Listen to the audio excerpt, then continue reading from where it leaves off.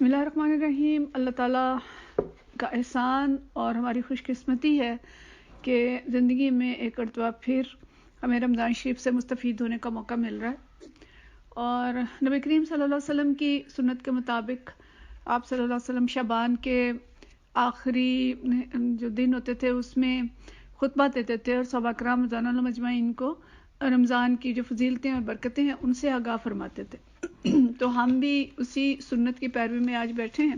ہم دیکھ سکیں کہ رمضان شریف جو اللہ تعالیٰ نے ہمارے لیے بنایا اور ایک ایسا مہینہ کہ جس میں اللہ فرماتا ہے کہ جو کچھ مانگو گے وہ عطا کروں گا، اور رحمت کی موسلا دھار بارش جو ہے وہ برسنے کو ہے، اور شیاطین باندھ دیے جاتے ہیں، دوزخ کے سارے دروازے بند کر دیے جاتے ہیں، جنت کے دروازے کھول دیے جاتے ہیں، اور اللہ کی طرف سے فرشتے آواز لگاتے ہیں کہ اے خیر کے طالب آگے بڑھ اور برائی کے طالب رک جا۔ ترمذی کی یہ حدیث ہے، ابن ماجہ کی بھی ہے، اور شیاطین باندھنے والی حدیث جو ہے وہ متفق ہے۔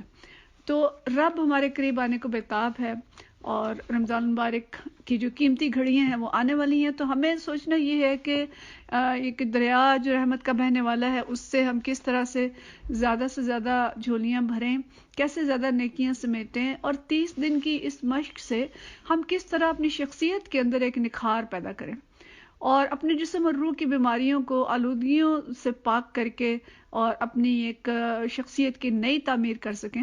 تو اس کے لیے ہم کیا کریں، ہمیں کیا کرنا چاہیے اپنی کمزوریاں دور کرنے کے لیے، تقویٰ کے حصول کے لیے، اور اپنی شخصیت کو بہترین کرنے کے لیے۔ تو یہ بات ذہن میں رکھیں کہ ہر وہ کام جو حسن نیت اور سوچ بچار اور منصوبہ بندی کے ساتھ کیا جاتا ہے وہ بہترین نتائج کا حامل ہوتا ہے۔ تو اگر رمضان ایسے ہی آتا ہے اور آ کے گزر جاتا ہے تو ہم اسے کچھ صحیح فائدہ حاصل نہیں کر سکتے، لیکن اگر ہم رمضان کو ایک پلاننگ کے تحت، ایک اچھے منصوبے کے تحت گزاریں گے تو انشاءاللہ تعالی ہم اس سے بہت زیادہ فوائد حاصل کریں گے۔ ویسے سوچیں کہ رمضان تو ہر سال آتا ہے، اور پچھلے سال بھی رمضان جو ہے وہ آیا تھا، اور میرا خیال ہے ہم نے اسی طرح کی پلاننگ کی تھی۔ پچھلے سال بھی ہم نے سوچا تھا کہ ہم اپنے لیے کچھ منصوبے بنائیں گے قرآن کے بارے میں اور بہت سی چیزوں کے بارے میں، اپنے کردار میں تبدیلی کے بارے میں، اپنے اخلاق کے بارے میں، یہ ساری چیزیں ہم نے طے کی تھی۔ تو دوران سال ہم نے سوچا تو ہوگا کہ ہم نے اس میں سے کتنا کچھ حاصل کیا۔ اگر اس وقت نہیں سوچ سکے تو اب ہم سوچیں اور اپنے لیے پلان کریں کہ ہم استقبال رمضان کیسے کریں گے، نمبر 1، دوران رمضان خیر اور بھلائی کیسے سمیٹیں گے، اور تیسری چیز ہم یہ سوچیں گے کہ اپنے اندر ہم کس طرح سے ایک نیا انسان دریافت کریں گے، اور اپنی تربیت ہم کیسے کریں گے کہ ہم ایک بہترین انسان بن کے کھڑے ہو جائیں۔ اور کوئی چارٹ ہمیں ایسا بھی چاہیے کہ رمضان کے بعد ہم خود کو پرکھ سکیں کہ جو رب نے ہمیں بنانا چاہا تھا یا ہم نے جو پلان کیا تھا کہ ہم وہ بنیں گے، وہ ہم بن سکے کہ نہیں بن سکے۔ تو اس کے لیے سب سے پہلی چیز جو ہے وہ یہ ہے کہ رمضان شریف کا چاند جیسے ہی نظر آئے، بلکہ اس سے پہلے ہی ہم رب کے آگے ہاتھ پھیلا دیں اور صلاۃ حاجت پڑھیں، اور رمضان کی ساتوں میں زیادہ سے زیادہ فائدہ اٹھانے کی برکت کی دعا مانگیں، اللہ سے استغفار کرنے والا دل اور ذکر کرنے والی زبان مانگیں، اور اللہ سے یہ دعا ضرور مانگیں کہ اے ہمارے رب، تو نے روزے جس مقصد کے لیے ہم پر فرض کیے ہیں اس مقصد کے حصول کی ہمیں توفیق عطا فرما۔ اور اسی کے ساتھ تمام دعائیں جو ماہ مقدس کے حوالے سے دل میں ہوں وہ بھی اپنے رب سے مانگیں۔ تو بہت عزیز بہنوں، یہ مہینہ اتنا برکت والا مہینہ ہے کہ اس میں بہت ساری بشارتیں ہیں نبی کریم صلی اللہ علیہ وسلم کی۔ ہمارے پاس وقت کم ہے اس لیے ہم بہت کچھ نہیں دیکھ سکیں گے، لیکن حضرت ابو ہریرہ رضی اللہ تعالیٰ عنہ، بخاری اور مسلم میں حضرت ابو ہریرہ سے حدیث ہے کہ نبی کریم صلی اللہ علیہ وسلم نے فرمایا کہ آدمی کا عمل کا ثواب جو ہے وہ 10 سے 100 گنا تک بڑھایا جاتا ہے، اور لیکن روزہ ایسی چیز ہے کہ اللہ فرماتا ہے کہ یہ میرے لیے ہے اور میں خود اس کی جزا دوں گا۔ اور روزہ دار کے لیے 2 خوشیاں ہیں، ایک افطار کے وقت کی اور دوسرے رب سے ملاقات کے وقت کی۔ اور اسی طرح جو ایک اور حدیث ہے، یہ بھی متفق علیہ حدیث ہے کہ نبی کریم صلی اللہ علیہ وسلم نے فرمایا کہ جس نے رمضان کے روزے رکھے ایمان اور احتساب کے ساتھ تو اس کے وہ سب گناہ معاف کر دیے جائیں گے جو اس سے پہلے سرزد ہوئے تھے، اور جس نے رمضان میں قیام کیا ایمان اور احتساب کے ساتھ، اور جس نے لیلۃ القدر میں قیام کیا ایمان اور احتساب کے ساتھ، تو ان سب کے جو گناہ ہیں ایمان اور احتساب کے ساتھ کیے والے، اللہ تعالیٰ ان سب گناہوں کو معاف کر دے گا اور بخشش کا ذریعہ بنا دے گا انشاءاللہ تعالیٰ اس رمضان کو۔ تو فرشتے اس وقت آواز لگا رہے ہیں، آئیے ہم بھی پڑھیں، تیاری کریں. ہمارا رب دروازے کھولے منتظر ہے. ہم اللہ تعالیٰ کی اس انتظار کو لبیک کہیں اور اللہ کے سامنے حاضر ہو جائیں اور اللہ تعالیٰ سے دعا مانگیں کہ اللہ ہمیں اس کی فضیلتیں اور برکتیں جو ہیں وہ سمیٹنے کی توفیق عطا فرما. تو رمضان کی اتنی فضیلت جو ہے وہ کس وجہ سے ہے، ترغیبات کیوں ہیں، اس کے مقاصد کیا ہیں، اس کے لیے ہم قرآن کی طرف رجوع کرتے ہیں کہ اللہ تعالیٰ فرماتے ہیں بسم اللہ الرحمن الرحیم یا ایھا الذین آمنوا کتب علیکم الصیام کما کتب علی الذین من قبلکم لعلکم تتقون، کہ اے لوگو جو ایمان لائے ہو تم پر روزے فرض کیے گئے جس طرح تم سے پہلے نبیوں کی امتوں پر فرض کیے گئے تھے. اور کیوں فرض کیے گئے؟ توقع ہے کہ اس سے تم میں تقویٰ کی صفت پیدا ہوگی. اب یہ تقویٰ کیا چیز ہے؟ یہ حضرت ابی بن کعب رضی اللہ تعالیٰ عنہ کی حدیث تو ہم سب کو یاد ہوگی کہ جو انہوں نے حضرت عمر رضی اللہ تعالیٰ عنہ کو بتایا تھا کہ جب آپ جھاڑیوں سے گزرتے ہیں تو کیا کرتے ہیں، تو انہوں نے فرمایا کہ کپڑے سمیٹ لیتا ہوں. تو دنیا کی خاردار جھاڑیاں خواہشات ہیں، میلانات ہیں، ترغیبات ہیں، گمراہیاں اور نافرمانیاں ہیں. تو تقویٰ وہ چیز ہے جو ان سب سے بچا کے ہمیں اللہ اور اطاعت اور فرمانبرداری کی راہ پر چلانے والا جذبہ ہے. اور امت مسلمہ کے لیے یہ اندر کی پولیس بھی ہے، مسلم معاشرے کی قوت نافذہ ہے کہ جو انسان کو خود سے برائیوں سے، گناہوں سے اور ان چیزوں سے روکتا ہے، جو کچھ اللہ نے جن چیزوں سے منع کیا ان چیزوں سے روکتا ہے. اور اس کو علماء نے لکھا یوں ہے کہ جو دنیا کے اندر فساد کی جو اصل جڑ ہے وہ اللہ تعالیٰ کی نافرمانی ہے، جس کو فجور، فسق اور فجور کہا گیا. تو اسلام جو ہے وہ اس نافرمانی یا فجور کے سانپ کو ہلاک کرنا چاہتا ہے تاکہ وہ انسانیت کو نہ ڈسے یا اس کے دانت اتنے توڑ کے اس کی تباہی کم کر دی جائے. اور اللہ تعالیٰ نوع انسانی میں سے چن کے ایسے لوگوں کو نکالتا ہے کہ جو تقویٰ کا رجحان رکھتے ہیں، اللہ کے آگے جواب دہی کا احساس رکھتے ہیں، جو ہر حال میں اللہ سے ڈرتے ہیں اور اللہ کی فرمانبرداری کرنا چاہتے ہیں. تو اس لیے اللہ تعالیٰ فجور کا راستہ روکنے کے لیے، تقویٰ کا صفت پیدا کرنے کے لیے اس نے یہ رمضان فرض کیا. اور روزے سے زیادہ طاقتور کوئی چیز نہیں ہے کہ جو انسان کے اندر یہ تقویٰ پیدا کرتی ہو. روزہ دیکھیں کس طرح ہوتا ہے کہ سارا دن ہمیں اللہ کی موجودگی کا احساس ہوتا ہے. اطاعت کے معاملات جو ہیں وہ فرق ہو جاتے ہیں، یعنی عام دنوں میں جو کھانا ہم نہیں کھاتے سحری کے وقت، ہم سحری کے وقت کھاتے ہیں، افطار کے وقت شبیداریاں کرتے ہیں اور ہر حال میں اطاعت کرتے ہیں. اور اطاعت کی جو حدود اللہ نے مقرر کر دی ہیں ان کو ہم کراس نہیں کرتے اور بالکل ہم اللہ کی مرضی کے مطابق چلتے ہیں. واش روم میں جا کے بھی پانی کی گھونٹیں ہی پیتے ہیں، بالکل کوئی چھپ کے بھی گناہ نہیں کرتے، کوشش کرتے ہیں کہ نہ ہو. تو یہ گویا 30 دن یا 720 گھنٹے کی اطاعت کی مشق ہے، فرمانبرداری کی مشق ہے لگاتار 3 دن تک. تو یہ اطاعت جتنی مکمل ہوگی اتنا ہی روزے کا اجر ہوگا انشاءاللہ تعالی.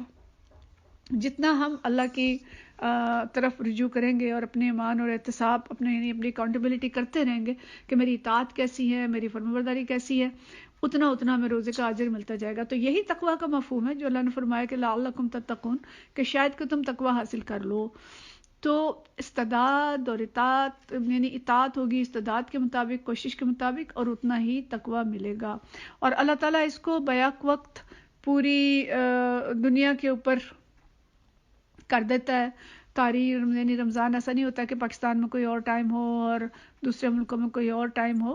ہر ایک کے لیے اللہ تعالیٰ ایک وقت مقرر کر دیتا ہے پوری دنیا کے لیے، تاکہ امت پر بیک وقت ایک ماحول طاری ہو اور ساری امت تقویٰ والی بنے، وہ رول ماڈل بن جائے. اسے دنیا کی امامت کرنی ہے، وہ خیر امت ہے، اور وہ ایسا نمونہ بن جائے کہ لوگ اسلام کی طرف لپکیں. ٹھیک ہے نا؟ مقصود کیا ہے کہ پوری دنیا میں لوگ ایسا نمونہ قائم کر دیں کہ لوگوں کو دنیا کو پتہ چلے کہ اسلام اتنا بابرکت اور اتنا اچھا دین ہے، اور اس کی طرف لوگ رجوع ہو جائیں، کر لیں اور لپکنے لگ جائیں. لیکن ہمارا حال کیا ہے آج؟ امت جو ہے وہ کون سا نمونہ پیش کر رہی ہے؟ اخلاقیات میں، معاملات میں، باہمی تعلقات میں، حکومت میں، امانت دیانت میں، تجارت میں، گورنمنٹ سروس میں، کردار میں ہمارا کیا نمونہ ہے؟ اور یہی وجہ ہے کہ آج امت بھی اللہ کی پکڑ کی زد میں ہے، بالکل اسی طرح جس طرح کفار زد میں. اور کرونا کی آزمائش ہے، اور اتنی شدید یہ آزمائش ہے کہ رمضان کے مہینے میں بھی نہیں لگ رہا کہ مسجدیں ہمارے لیے کھلیں گی. بہت ہی زیادہ ہمارے لیے ایک تکلیف دہ اور لمحہ فکری ہے. اللہ نے اپنے گھر کے دروازے بند کر دیے ہیں، اللہ نے نبی کریم صلی اللہ علیہ وسلم کی مسجد کے دروازے بند کر دیے ہیں. تو ہمیں اس وقت بہت زیادہ ضرورت ہے کہ یہ رمضان ہمارے لیے ٹیسٹ کیس بھی ہو، اور یہ رمضان ہمارے لیے عہد بھی ہو کہ انشاءاللہ ہم بدلیں گے اور امت کو بدلنے کی کوشش کریں گے، تقویٰ کی وہ ڈوز حاصل کر لیں گے جس سے انسان کے اندر تبدیلی آ جاتی ہے۔ تو یہ تقویٰ کیسے حاصل ہوگا؟ ظاہر ہے اس کی فضیلت، جو رمضان کی فضیلت ہے وہ بھی قرآن کی وجہ سے، اور قرآن ہی وہ چیز ہے جس کی وجہ سے، جس کے ذریعے سے انسان تقویٰ حاصل کرتا ہے۔ اس لیے اللہ نے فرمایا کہ شہر رمضان الذی انزل فیہ القرآن، کہ یہ وہ مہینہ ہے جس میں ہم نے قرآن نازل کیا ہے، اور قرآن کیا ہے؟ ھدی للناس، لوگوں کے لیے ہدایت ہے، وبینات من الہدی والفرقان، اور ایسی واضح تعلیمات پر مشتمل ہے جو راہ راست دکھانے والی ہیں اور حق و باطل کا فرق کھول کے رکھ دینے والی ہیں۔ تو یہ فضیلت رمضان کی قرآن کی وجہ سے ہے، لیلۃ القدر کی فضیلت قرآن کی وجہ سے ہے۔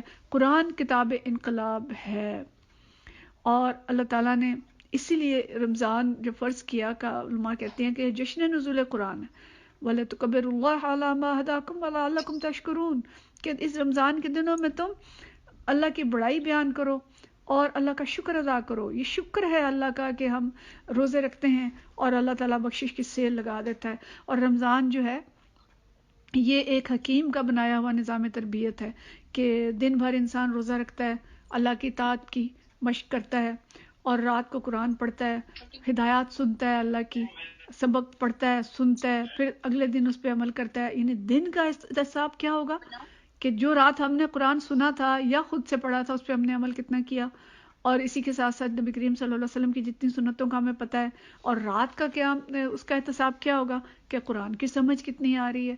تو جیسے جیسے ہمارا یہ احتساب ہوگا، ہر روز تقویٰ کی منزلیں ہم طے کرتے چلے جائیں گے، ہر روز ہماری تربیت ہوتی چلی جائے گی۔ لیکن ہماری بد نصیبی ہے کہ ہمیں قرآن سمجھ میں نہیں آتا، پڑھنا بھی کم آتا ہے۔ وما قدر اللہ حق قدرہ، ہم نے اس طرح قدر نہیں کی قرآن کی جیسے ہمیں کرنی چاہیے تھی، اور نہ اللہ کی قدر کی۔ تو اگر ہم نے اس قرآن، جو اللہ فرماتا ہے کہ اگر ان لوگوں نے تورات اور انجیل اور جو کچھ ان کی طرف نازل کیا گیا ہے اس کو قائم کیا ہوتا، تو اپنے اوپر سے بھی رزق کھاتے اور نیچے سے بھی کھاتے۔ سورہ مائدہ کی آیت نمبر 66 کا ترجمہ میں نے آپ کے سامنے پڑھا ہے۔ تو کتاب اللہ کا، اس پہ عمل کرنا، اس کا نفاذ برکات کا ذریعہ اپنے ذات، اپنے گھرانے، اپنے خاندان سب کے اوپر ہوگا، بشرطے کہ ہم اس پہ عمل کرنے والے بن جائیں۔ عربوں کی زندگی میں انقلاب آیا، اسی قرآن کی وجہ سے آیا۔ دنیا کی امامت چند سال میں انہیں مل گئی بہرحال، لیکن ہمارے لیے سوچنے کی بات ہے کہ ہمارا ایسا حال کیوں ہے کہ ہمارے پر ذلت، مسکنت، بد امنی، خوف، اور ہم ایک بہت بڑی آزمائش کی لپیٹ میں ہیں۔ تو آئیے رمضان میں ہم عہد کریں، قرآن پاک کو اس طریقے سے سمجھیں گے جیسے کہ اس کو سمجھنے کا حق ہے، اور قرآن کا مطلب انسان بننے کی کوشش کریں گے، اور ویسا معاشرہ اور ریاست بنانے کی کوشش کریں گے۔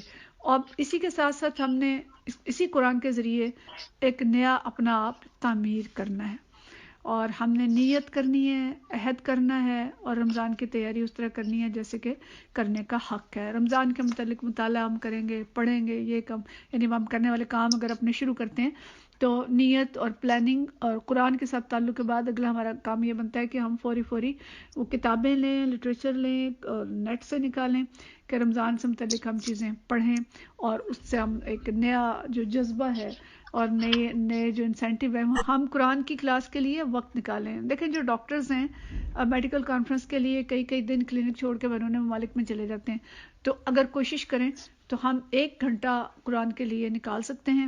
اب کلاسز وہ والی تو نہیں ہوں گی جو گھروں میں جا کے ہوں گی، تو آن لائن جو کلاسز ہو رہی ہیں ان سے فائدہ اٹھائیں، اور ایک ٹائم جو طے ہوگا اس میں ہم کاپی پین لے کے بیٹھیں، اور اگر کوئی اور ہمارے قریب ہے، اہل خانہ ہے، دوسرے لوگ ہیں، ان کو بھی اپنے ساتھ شریک کرنے کی کوشش کریں۔ چوتھی چیز جو ہے وہ یہ ہے کہ نبی کریم صلی اللہ علیہ وسلم کی ایک حدیث کے مطابق ہم دن بھر 4 باتوں کی کثرت رکھیں۔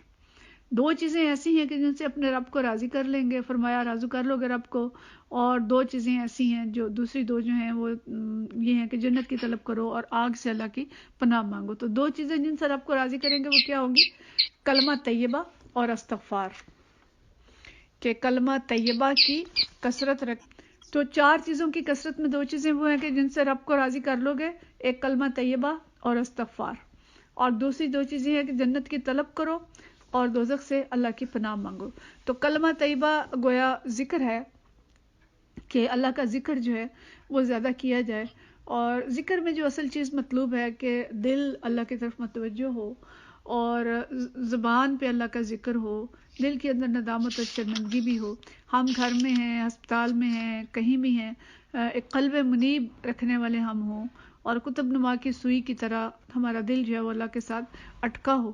اور اسی کے ساتھ ظاہر ہے جب اللہ کی طرف دھیان ہوگا تو روزہ جو ہے وہ ڈھال بھی بنے گا اور گناہوں سے بچانے والا بھی ہوگا. تو ہم ان چیزوں کو نوٹ کریں اور اس کے لیے اپنے لیے اس طرح کی پلاننگ کریں کہ اللہ تعالیٰ ہم سے راضی ہو اور ہمیں بہترین تربیت کی اور اس کی توفیق عطا فرمائے اپنی. تو ایسے مومن کی کیا شان ہوگی کہ جس کی زبان ہر وقت تر ہے اور اس کے لیے انشاءاللہ تعالیٰ جنت کے دروازے کھلیں گے. اس کے ساتھ جو دوسری چیز ہے وہ استغفار ہے. اور استغفار دیکھیں جی زبانی عمل کا نام نہیں ہے کہ ہم صرف زبانی یہ کہتے رہیں استغفر اللہ استغفر اللہ. اصل چیز جو ہے وہ قلبی احساس ہے، ندامت ہے.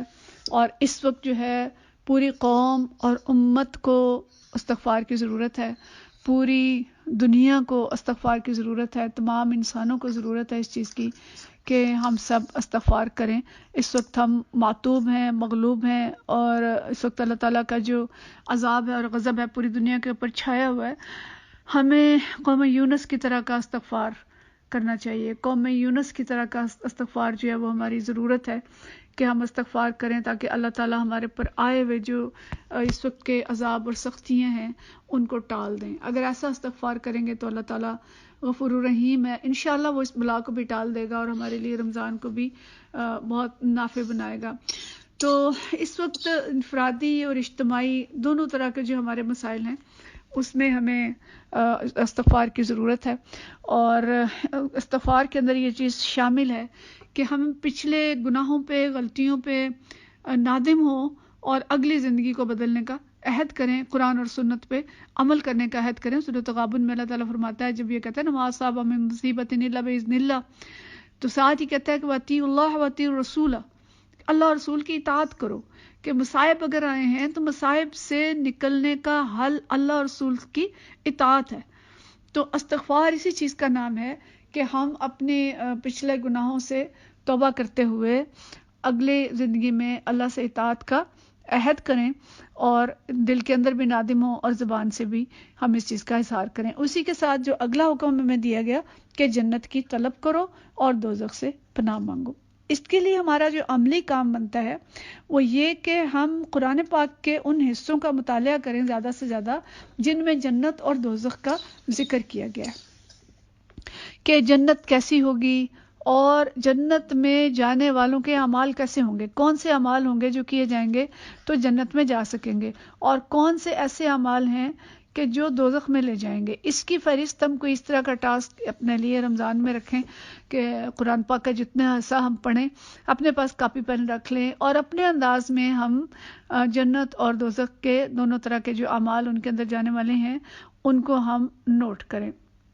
انشاءاللہ یہ ہمارا ایک پریکٹیکل ہوم ورک بھی ہوگا اور اسی کے روشنی میں پھر ہم اپنے لیے لاہ عمل بنائیں گے کہ یہ چیزیں تو میں پہلے سے کرتی ہوں، ٹھیک ہے، ان کو ہم ٹک کر لیں گے. اور جو کام میں نہیں کر سکتی، اب تک نہیں کر سکی تھی، ان کو کرنے کا عہد کر کے ان کو ہم الگ سے لکھ لیں گے کہ انشاءاللہ اب مجھے یہ کام کرنے ہیں. اور ہماری کوشش ہو کہ کوئی چھوٹی سے چھوٹی نیکی بھی ہم سے چھوٹے نہ، ہم چھوٹی نیکیاں بھی کرنے کا عہد کریں اور بڑی نیکیاں کرنے کا بھی عہد کریں. اس کے بعد آ جائیں کہ ہم اجر زیادہ کیسے سمیٹیں، رمضان میں کس طرح سے ہم اعمال کریں کہ زیادہ سے زیادہ اجر ہم سمیٹ سکیں. اس میں سب سے پہلی چیز جو ہے وہ نماز ہے. اور نماز میں سب سے ضروری چیز جو ہے، نوافل تو ہیں ہی، ان کی تو مجھے لگتا ہے لوگ بہت کثرت کرتے ہیں، لیکن فرائض کی فکر زیادہ کریں. نماز میں فرائض کی فکر زیادہ، نماز اول وقت میں ہو، مکمل ہو، تمام شرائط کے ساتھ ہو، آرام اور سکون کے ساتھ پڑھی جائے، سمجھ کے ساتھ پڑھی جائے. نماز کے اندر قرات طویل کر دیں، زیادہ قرآن پڑھیں، زیادہ قیام کریں اور اس بات کی ہم کوشش کریں کہ ایسا نہ ہو کہ روزے کی بھوک پیاس جو ہے وہ ہماری نمازوں کو کھا جائے. تو ان تمام اعمال کو ہم سمجھیں اور جانیں جو نماز کو خراب کرتے ہیں. رمضان میں ہوتا ہی ہے کہ فجر کی نماز نیند کی نظر ہو جاتی ہے، عصر بھی اسی طرح ہوتی ہے، ظہر کام پہ ہیں تو اس سے متاثر ہو جاتی ہے، مغرب افطاریوں کی نظر ہو جاتی ہے. تو ایسا نہ ہو اور ہم اپنی نمازوں کی فکر کریں اور اس کے ساتھ ہم سحری اور تہجد، یعنی تہجد جو ہے اٹھنا ہی تو ہے، ہم نے سحری میں تو لازماً اٹھنا ہے، تو تہجد اور اس کے ساتھ اشراق اور چاشت اور اوابین، جتنے نوافل ہم پڑھ سکتے ہیں، جتنے جس کے لیے ممکن ہے اتنے اپنے لیے طے کر لیں، اور جو طے کر لیں ان کو ضرور پڑھیں. یعنی سنتیں بھی لازمی پڑھنی ہے ہم نے انشاءاللہ تعالی رمضان میں، اور جتنے نوافل ممکن ہیں اتنے طے، یعنی منیمم تعداد جو ہے وہ طے کر لیں، اور اس کو پھر کم نہ ہونے دیں، اتنے ہم ضرور پڑھیں. ٹھیک ہے. اس کے بعد دوسری چیز جو ہے وہ انفاق فی سبیل اللہ ہے، اور یہ مہینہ اللہ کے پاس اپنا ڈپازٹ کرانے کا مہینہ ہے. اللہ کے پاس ہم اپنا جمع کرائیں، مال کتنا کرا سکتے ہیں، دوسروں سے آگے بڑھنے کا اور مقابلہ کرنے کا مہینہ ہے، اور اس بات کا ہم مقابلہ کریں کہ کون حوض کوثر پہ پہلے پہنچتا ہے. اور جو اللہ نے کہا چشمہ سلسبیل فلیتنافس المتنافسون، کہ کون ہے جو اس پہ پہنچتا ہے، اس کا مقابلہ کریں. تو نبی کریم صلی اللہ علیہ وسلم رمضان شریف میں تیز ہواؤں سے زیادہ فیاض ہو جاتے تھے، تو ہم بھی اپنے لیے ترجیحات کا تعین کریں. ہمارے دسترخوان پہ کتنے کھانے ہوتے ہیں، ہمارے زیر دست و ملازموں کے لیے ان کے کتنے کھانے ہوتے ہیں، ہمسایوں کی کیفیت کیا ہے، اور یعنی یہ کہ ہم اپنی ترجیحات یہی طے کریں گے کہ مجھے ایک انفاق کیسے کرنا ہے، کھانا کھلانا ہے، روزہ کھلوانا ہے، لوگوں کے مصائب کم کرنے ہیں. اس وقت تو بہت زیادہ معاشرے کے اندر ضرورت ہے. لاک ڈاؤن کے دوران ہم لوگوں کو زیادہ سے زیادہ راشن لگوا دیں، ان کے گھروں میں پہنچا دیں، اور جو کچھ بھی کر سکتے ہیں اپنے لیے خود طے کریں. اسی طرح سے بکثرت دعائیں. تو دعا کے لیے بھی یہ ہے کہ ہم دعاؤں کی کوئی فہرست بنائیں، جو ہماری ضروریات ہیں ان کو لکھیں، اور کثرت سے دعائیں یاد کریں. اور اوقات دعا ہمارے لیے جو بہترین ہوں گے وہ سحری کا وقت ہے، فجر کے بعد کی دعا، اور عصر کے بعد اور افطاری سے قبل کی جو دعا ہوگی انشاءاللہ. یہ تین اوقات ہمارے لیے وہ اوقات ہیں کہ جس میں ہم زیادہ سے زیادہ دعائیں مانگیں. اور پھر ایک اور نیکی جو ہم کر سکتے ہیں وہ دعوت اللہ ہے، کہ اگر خود کو بچانے کے لیے اتنے ترغیبات ہیں کہ اللہ جنت کے دروازے کھلے بیٹھا ہے، منتظر ہے، تو دوسروں کو دوزخ سے بچانے کا کتنا اجر ہوگا. تو اجتماع اہل خانہ ہم کوشش کریں کہ پابندی سے کریں، اپنے اہل خانہ کو ہم زیادہ سے زیادہ ان تک اللہ کا دین پہنچائیں. اور ڈاکٹر ہیں تو مریضوں کو بتائیں، استاد ہیں تو اپنے شاگردوں کو بتائیں، دفتر میں کام کرتے ہیں تو دفاتر کے اندر ان کو ایسا انتظام کریں. یعنی ہم جو کچھ بھی کر رہے ہیں نا، ہم اپنے لیے کوئی پلان بنائیں کہ میں نے دوسروں تک اللہ کا دین کس طرح سے پہنچانا ہے. آن لائن کلاسز میں زیادہ سے زیادہ لوگوں کو شریک کرائیں، حدیث روز کی ایک پڑھیں، دفتر میں پڑھ لیں بیٹھ کے، اور گھر میں ہیں تو گھر میں پڑھیں. مطلب یہ ہے کہ ممکن حد تک ہم دوسرے لوگوں تک زیادہ سے زیادہ دین پہنچانے کی کوشش کریں. اور اسی میں ایک کام یہ بھی ہے کہ اپنے ملازموں کا بوجھ ہم ہلکا کریں، جس سے اللہ تعالیٰ نے مغفرت کا وعدہ کیا ہے. آخری عشرہ لوٹ سیل کا عشرہ ہوتا ہے، اور اس میں ہم اپنے لیے پلاننگ کریں، لیلۃ القدر کی خصوصی پلاننگ کریں. فرشتے مسافہ کرتے ہیں، کیا ہم اس میں شامل ہوں گے؟ تو پڑھیں کس چیز کو، کیا چیز ہوتی ہے تو جس سے فرشتے مسافہ کرتے ہیں، اور ہم اپنے آپ کو اس میں شامل کریں، پریپیئر کریں کہ انشاءاللہ ہم اس طرح کی عبادت کریں گے کہ جبرائیل علیہ السلام ہم سے مسافہ کریں. اعتکاف کی پلاننگ کریں. اعتکاف ایسی چیز ہے کہ اللہ کے در پہ بیٹھ رہنا ہے اور سب کچھ چھوڑ کے اس کا ہو جانا. تو ایسے ہو جائیں ہم کہ اللہ ہم سے راضی ہو جائے. تو یہ چھوٹی چھوٹی ساری نیکیاں، یعنی نیت، پلاننگ، قرآن، نمازیں، عبادات، انفاق، یہ سب کچھ ہوگا اپنی نیکیاں بڑھانے کے لیے. اب اور دوسرا پہلو یہ ہے کہ نیکیاں تو بڑھ جائیں لیکن دوسری طرف گناہ ہو رہے ہیں، تو اس روزے کا حاصل کچھ نہیں ہوگا. روزے کی حفاظت، روزے کی حفاظت کیسے کرنی ہے؟ روزہ ضائع بھی ہو جاتا ہے، روزہ مکروہ بھی ہو جاتا ہے، روزہ ٹوٹ بھی جاتا ہے. تو تعمیر کے اندر، شخصیت کی تعمیر کے اندر دونوں پہلو ہوتے ہیں. ایک پہلو ہوتا ہے کہ اپنی خوبیوں کو پروان چڑھانا، اور دوسرا پہلو ہوتا ہے اپنی کمزوریوں پہ قابو پانا.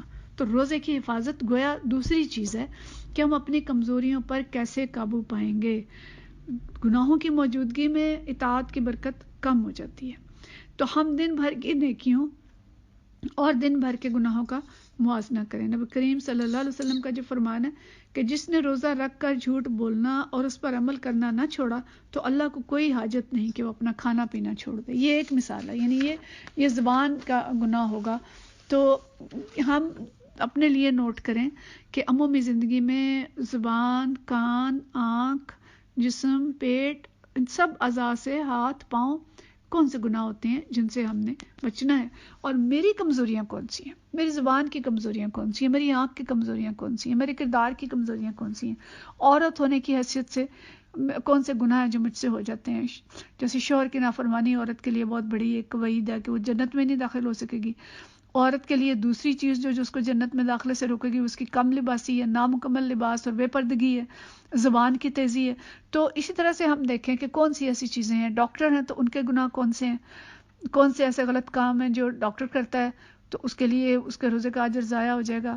اسی طرح کوئی ٹیچر ہے، کوئی تاجر ہے، کوئی کسی بھی ڈیوٹی پہ ہے، کسی بھی نوعیت کا کام ہے، گھریلو خاتون ہے، تو اس کے کون سی ایسی چیزیں ہیں جن سے اس کو لازماً بچنا ہے. یہی چیز ہے احتساب، جو کہا گیا کہ ایمان اور احتساب کے ساتھ روزے رکھیں. تو احتساب کر رہے ہیں، ورنہ ایسا نہ ہو کہ روزہ ہمارا ایسا ہو کہ جس کے نہ کان ہو، نہ آنکھ، نہ ہاتھ، لولا اور لنگڑا روزہ ہوگا تو ہم اس طرح کا ملازم بھی نہیں لیتے. تو اللہ تعالیٰ اس طرح کے روزے کو کیسے قبول کرے گا؟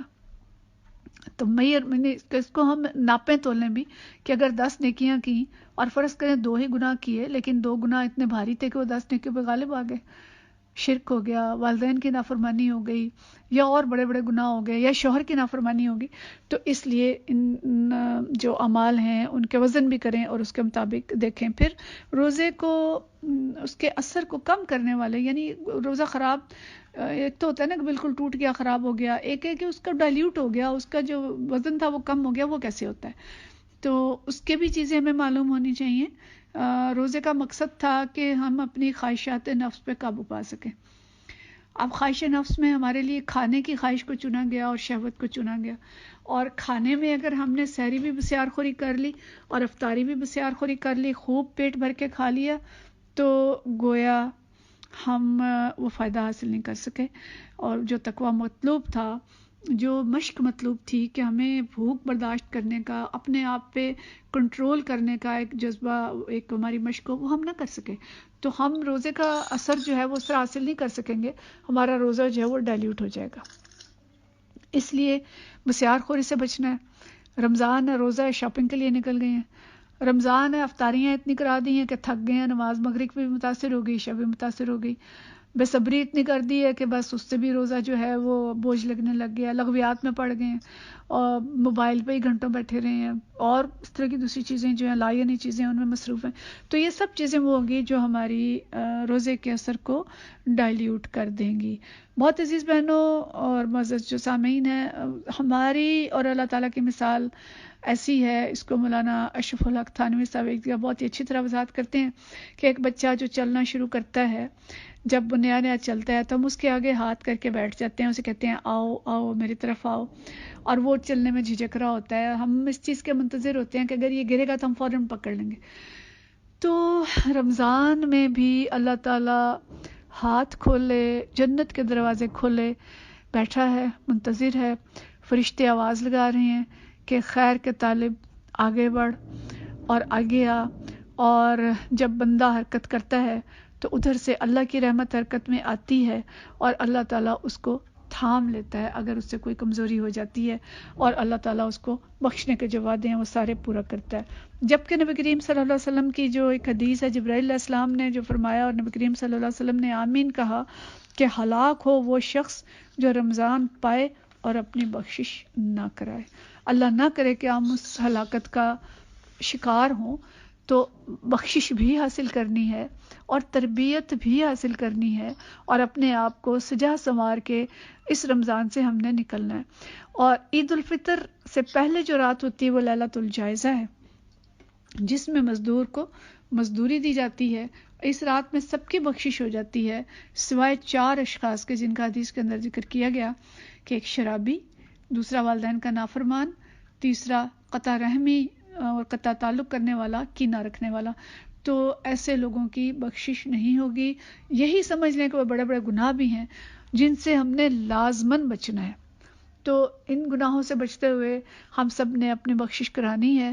اور جو کچھ ہم نے اس مختصر سے وقت میں دیکھا کہ ہم نے اپنے لیے خاکہ بنانا ہے، اپنی پلاننگ کرنی ہے کہ ہم نمبر 1 کیا ہوگا، ہم نیت کریں گے اور عہد کریں گے. رمضان شروع ہوتے ہی صلاۃ حاجت پڑھیں گے اور اپنے لیے پلان کریں گے کہ میں نے کیا کیا کرنا ہے، اور رمضان کے بارے میں مطالعہ کریں گے، اور ہم یہ طے کریں گے کہ کون سی نیکیاں میں نے اپنانی ہیں، کون سی برائیاں میں نے چھوڑنی ہیں. کوئی ایک دو ہی طے کر لیں لیکن ہم کچھ کریں. اسی طرح ہم عبادات، اذکار، انفاق، ان سب چیزوں کی پلاننگ کریں گے. اور ہم پلاننگ کریں گے قرآن سے خصوصی تعلق کی. تلاوت کا نصاب طے کریں، میں نے کتنے قرآن ختم کرنے ہیں، کتنے دفعہ پڑھنا ہے. ترجمے کا نصاب طے کریں، کتنی صورتیں ایسی ہوں گی جو ترجمے اور تفسیر کے ساتھ سمجھنی ہے. روزانہ کی کلاس جو ہم اٹینڈ کریں گے اس کو ہم نے طے کرنا ہے، اور اس کا سبق روز کا روز طے کرنا ہے، اس پہ عمل کرنا ہے ہم نے انشاءاللہ. اور اس کے ساتھ ہم نے اپنا جائزہ کہ نفاذ قرآن میں میرا حصہ کتنا ہے، اور دعوت اللہ میں میرا حصہ کتنا ہے، اور استغفار کی کثرت ہم نے کرنی ہے. اور ان تمام اعمال سے جن سے روزہ خراب ہوتا ہے ان سے اجتناب کی کوشش کرنی ہے. تو انشاءاللہ تعالی یہ ہمارا استقبال رمضان کا مختصر سا پلان ہوگا. اللہ تعالی ہمیں اس پہ عمل کرنے کی توفیق عطا فرمائے، ہم سب سے راضی ہو جائے. اور ہم انشاءاللہ رمضان کی کلاسز کا شیڈیول آپ سب کو مل جائے گا، جو آن لائن ہو رہی ہوں گی اس میں اپنی اپنی مرضی کی کلاسز جو ہیں آپ لوگ چن لیں، اور ان کلاسز میں بھی اسی طرح سے باقاعدہ شامل ہونے کی کوشش کریں. وآخر دعوانا ان الحمدللہ رب العالمین.